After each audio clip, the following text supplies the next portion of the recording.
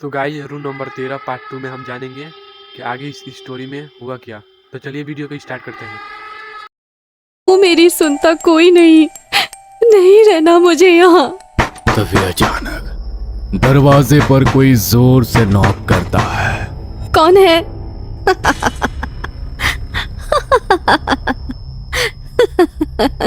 अरे खोल ना दरवाजा सिसकती रानी। शायद डर के मारे रो रही है।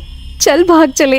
रवीना ने दरवाजा खोला लेकिन सामने कोई नहीं था।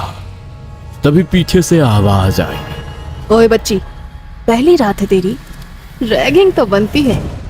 चल नाच कर दिखा। प्लीज प्लीज, मैं पहले ही बहुत परेशान हूँ, मुझे अकेला छोड़ दीजिए प्लीज। पर रवीना भागकर कमरे में घुस गई और कांपती हुई अपने बिस्तर पर लेट गई। वो दोनों देर रात तक उसका दरवाजा पीटती रही और फिर चली गई। आधी रात बीत चुकी थी, बाहर खामोशी थी। रवीना की आंख खुल गई और वो फिर से रोने लगी। मम्मी मम्मी, कोई मुझे क्यों नहीं समझता।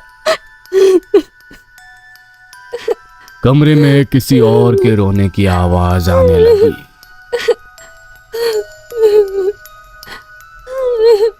कौन है? फिर से तुम लोग? प्लीज चले जाओ।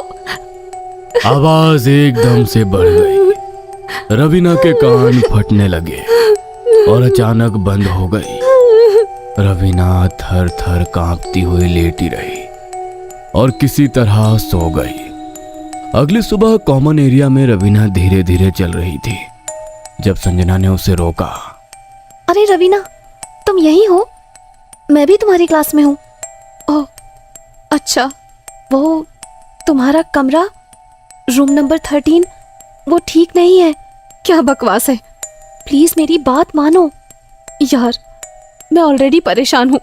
रवीना ने उस समय तो बात टाल दी, लेकिन उसी रात जब रवीना सो रही थी, ये कमरा मेरा है, चले जाओ यहाँ से।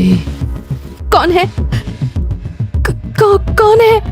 कमरे में कोई नहीं था। तभी एक परछाई बेड के नीचे से निकली और दीवार पर चलने लगी। वो तेजी से कमरे के एक कोने से दूसरे कोने में घूम रही थी। रवीना डर कर दरवाजे की ओर भागी, लेकिन दरवाजा लॉक हो चुका था। खोलो खोलो दरवाजा, कोई है, कोई है।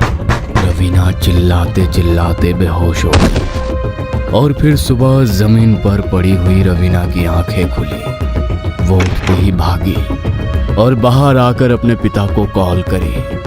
पापा पापा पापा, प्लीज मुझे यहाँ से ले जाइए। यहाँ इस कमरे में कुछ है, लोग सही कह रहे हैं। पापा पापा प्लीज मुझे यहाँ से ले जाइए। पापा आप सुन रहे हैं ना?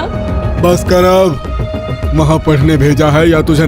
अगर आप लोग चाहते हैं कि मैं इस वीडियो का स्टोरी आगे का पार्ट 3 बना दूं तो लाइक करके और सब्सक्राइब करके कमेंट करें पार्ट 3।